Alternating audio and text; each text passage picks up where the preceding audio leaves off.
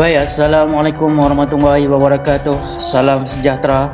Okey, bersama lagi dengan Cikgu Azrin, pelajar Geografi tingkatan 2. Baik, hari ini kita akan belajar bab 4, iaitu cuaca dan iklim di Malaysia. Cikgu percaya ada yang dah ambil modul. Kalau yang belum ada ambil modul, ikuti pelajaran kita dalam pembelajaran dalam channel ini ya. Okey, apa yang kamu kena belajar dalam tajuk ini? Okey, yang pertama adalah mengenal pasti jenis iklim dan ciri iklim di Malaysia. Yang kedua, menjelaskan ciri iklim khatulistiwa di Malaysia. Yang ketiga, menguraikan pengaruh cuaca dan iklim di Malaysia terhadap kegiatan manusia di Malaysia. Yang keempat, menilai kesan kegiatan manusia terhadap cuaca dan iklim di Malaysia. Dan yang terakhir sekali adalah merumus perubahan cuaca dan iklim di Malaysia. Okey, sedikit pengenalan untuk pengetahuan kamu. Malaysia adalah mengalami iklim khatulistiwa di mana kita panas dan lembap sepanjang tahun. Kita tiada salji dan tiada musim luruh, musim bunga kita tiada. Kita hanya ada panas dan lembap sepanjang tahun sahaja. Dan ini penting untuk kegiatan ekonomi di Malaysia. Nanti kita akan belajar. Okey, ini apakah jenis iklim di Malaysia? Seperti mana yang cikgu dah beritahu, Malaysia mempunyai ataupun mengalami iklim khatulistiwa yang panas dan lembap sepanjang tahun. Kerana apa? Kerana Malaysia terletak di garis lintang, garisan khatulistiwa yang menganjur daripada 0 darjah hingga 10 darjah utara dan juga 0 darjah hingga 10 darjah selatan di garisan khatulistiwa.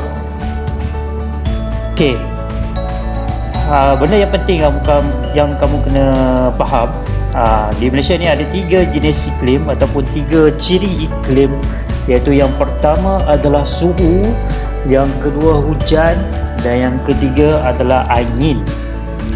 Di mana suhu di Malaysia ini hampir sekata dan tinggi sepanjang tahun. Maksudnya mengalami musim panas dan lembap sepanjang tahun, di mana min suhu tahunan tinggi ialah 27 darjah Celsius.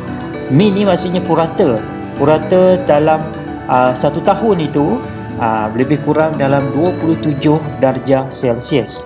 Nanti kita akan tengok min ni kira dia macam mana. Julat suhu tahunan kecil, iaitu 1 darjah Celsius hingga 3 darjah Celsius. Julat ini maksudnya perbezaan suhu maksimum dan juga tolak suhu minimum. Contoh bulan 5 27 darjah Celsius, itu yang paling tinggi. Bulan 11 24 darjah Celsius, jadi 7 tolak 24 jadi 3 darjah Celsius. Itu yang dinamakan julat. Okey, itu julat suhu tahunan kecil. Ini julat suhu harian besar pula. Julat ni di harian, tadi tahunan, harian iaitu 5 darjah Celsius hingga 10 darjah Celsius, di mana kawasan yang berhampiran pantai 5 hingga 10, dan kawasan di pedalaman, di kawasan yang sejuk sikit, 8 hingga 12 darjah Celsius lah. Okey, sebab pantai di kawasan lebih panas sikit. Okey, ini adalah jumlah suhu bulanan di Malaysia pada tahun 2016. Kita tengok graf graf. Graf maksudnya di Januari sehingga Disember lebih kurang sekata, ataupun yang paling tinggi adalah 29 pada bulan April.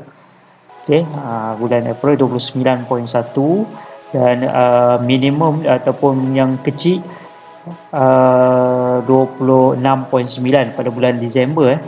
Jadi min suhu ni purata daripada Januari sampai Disember. Okey, purata ni kamu tambah semua bahagi dengan 12. Sebab apa 12? Sebab ada 12 bulan. Okey. Hujan pula. Ciri iklim khatulistiwa yang kedua, hujan.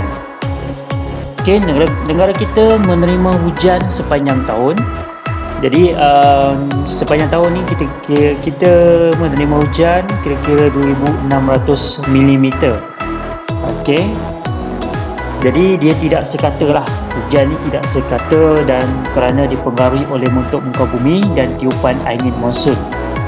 Jadi kawasan-kawasan ada yang menerima hujan yang banyak, tetapi ada kawasan-kawasan yang tidak menerima hujan yang banyak. Okey, hujan maksimum diterima semasa peralihan monsun pada bulan Mac hingga awal Mei dan Oktober hingga pertengahan November. Jadi satu bulan itu adalah peralihan monsun. Jadi waktu inilah musim orang kata kadang-kadang banjir lah di setengah tempat. Pada hujung tahun itu memang akan banjir sebab hujan maksimum.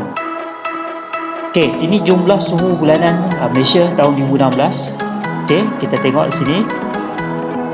Baik, bulan November hingga Disember jumlah yang banyak hujan, dan juga bulan Mei pun banyak juga. Baik, seterusnya kita tengok dia punya min hujan tahunan ni, maksudnya tambah semua bahagi dengan 12 dapat 2402.8. Dia punya purata ataupun min hujan sepanjang tahun di Malaysia. Okey, jenis-jenis hujan di Malaysia yang pertama adalah hujan perolakan, yang di mana hujan perolakan ni permukaan bumi dipanaskan oleh pancaran matahari, selepas tu air tersejat dan membentuk uap. Okey, ini dia punya gambar rajah dia. Udara panas bersama-sama uap air naik ke atmosfera sehingga sampai di paras yang tinggi. Okey, yang keempat, udara menjadi sejuk dan uap air mengalami proses pemuluapan menjadi titisan air lalu membentuk awan cumulonimbus. Ini awan cumulonimbus. Dan kebiasaannya untuk hujan perolakan ni lebat pada waktu petang dan disertai kilat dan petir. Ini dia punya hujan perolakan di Malaysia. Okey, yang kedua, hujan bukit. Hujan bukit ni dia turun di kawasan tanah tinggi ataupun yang menghadap udara lembap. Udara lembap dari laut dan dipaksa naik ke cerun bukit kerana dihalang oleh tanah tinggi. Okey, ini tengok kita tengok dia punya laut udara naik ke atas dan menjadi udara sejuk dan uap air mengalami proses pemuluapan menjadi titisan air laut menjadi awan, membentuk awan. Jadi bila dah bentuk awan, hujan pun lebat di kawasan cerun bukit. Ini contoh gambar dia, gambar rajah untuk hujan yang turun di kawasan bukit. Okey, bahagian cerun bahagian cerun ini Okey, bahagian udara naik ke atas dan air hujan turun di kawasan bukit dan udara kering turun ke bawah. Ini kawasan sebelah sini tiada hujan, tapi di kawasan ini adalah kawasan hujan. Ini adalah contoh hujan bukit. Baik, taburan hujan tahunan di Malaysia, kita tengok ada kawasan yang banyak menerima hujan, ada kawasan yang kurang menerima hujan. Sebab apa? Sebab kawasan yang kurang ni orang kata kebanyakannya di kawasan tepi-tepi laut lah.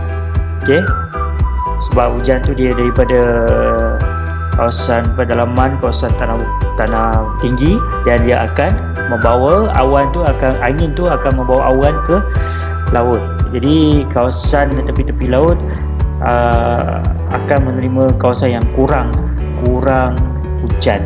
Contoh, cikgu ambil satu kawasan yang banyak, lebih daripada 3,500 mm, kawasan yang hijau yang terang ni contoh Tanah Tinggi Cameron Highlands.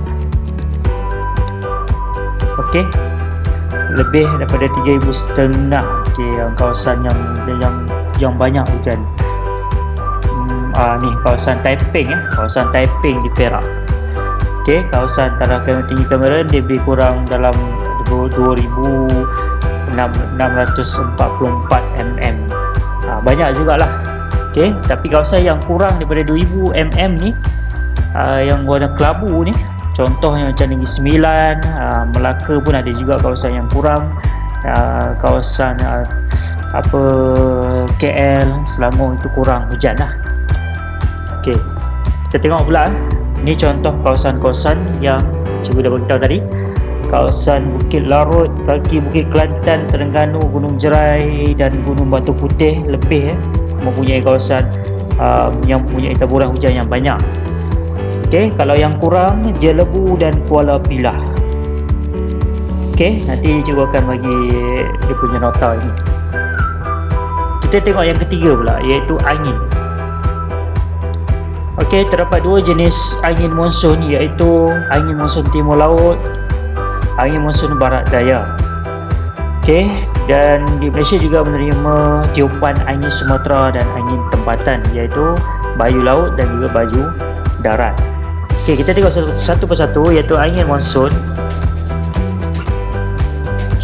Okey, angin monsun timur laut dan juga barat daya, di mana angin monsun timur laut bertiup dari awal bulan November, bermula dari pendalaman benua Asia, bertiup melintasi Laut Cina Selatan dan sampai di Malaysia sebagai angin monsun timur laut, di mana timur laut ini kawasan yang membawa hujan yang lebat lah di kawasan pantai timur. Itu kita tengok kawasan-kawasan pantai timur selalunya banjir pada hujung-hujung tahun. Sebab apa? Membawa angin monsun timur laut. Kawasan angin monsun barat daya pula bertiup pada pertengahan bulan Mei akhir hingga bulan September, berasal dari bawah Australia, di bawah, jadi bertiup melintasi Lautan Hindi dan ke Malaysia sebagai angin monsun barat daya dan membawa hujan yang sederhana lebat lah. Kalau hujan lebat tadi, angin monsun timur laut. Okey, kamu boleh baca dan tengok dia punya gambar rajah ini, cikgu akan bagi. Okey, B angin Sumatera. Okey, angin Sumatera dia bertiup daripada bulan April hingga Mei dan September hingga Oktober, berasal daripada Sumatera, Indonesia, dikenali sebagai squall. Okey, nama lain dia squall. Okey, angin ni dia bertiup secara tiba-tiba yang menjadi kencang pada waktu malam, terutamanya di kawasan-kawasan pantai barat Semenanjung Malaysia, iaitu di kawasan Johor Bahru dan juga Pelabuhan Kelang di Selangor. Okey, dia membawa hujan lebat yang disertai kilat dan petir secara tiba-tiba. Itu angin Sumatera. Baik, yang seterusnya angin tempatan, iaitu ada dua, bayu laut dan juga bayu darat. Okey, di mana bayu laut dia berlaku pada waktu siang berhampiran pantai. Jadi kawasan tanah tekanan yang tinggi di kawasan laut dan tekanan rendah di kawasan daratan. Jadi udara dia bergerak dari laut hingga ke daratan yang bertekanan rendah. Itu definisi bayu laut. Kalau bayu darat pula dia terbaliklah. Okey, selalunya dia berlaku pada waktu malam. Jadi bayu laut berlaku waktu siang. Sebab tu kalau bayu laut ni waktu siang air laut dia rasa sejuk sebab tekanan dia tinggi, tapi kawasan darat dia panas. Tapi kalau bayu darat waktu malam, kawasan tepi laut dia rasa sejuk, tapi dalam laut dia rasa panas sebab kawasan laut bertekanan rendah dan di tepi pantai, pinggir pantai tekanan tinggi. Okey, kamu boleh baca dan kalau cikgu nak terangkan lebih detail, panjang video ni nanti habis data pula. Jadi nanti insyaAllah kalau dah masuk sekolah, cikgu akan terang lagi sekali. Okey, itu saja untuk video cikgu pada hari ini. Diharap kamu faham dan kita akan sambung tajuk ini pada minggu hadapan, iaitu pengaruh cuaca dan iklim terhadap kegiatan manusia di Malaysia. Okey, Assalamualaikum warahmatullahi wabarakatuh. Dan sebelum tu cikgu harap kamu buat modul lah di bawah ni. Okey, Assalamualaikum. Bye.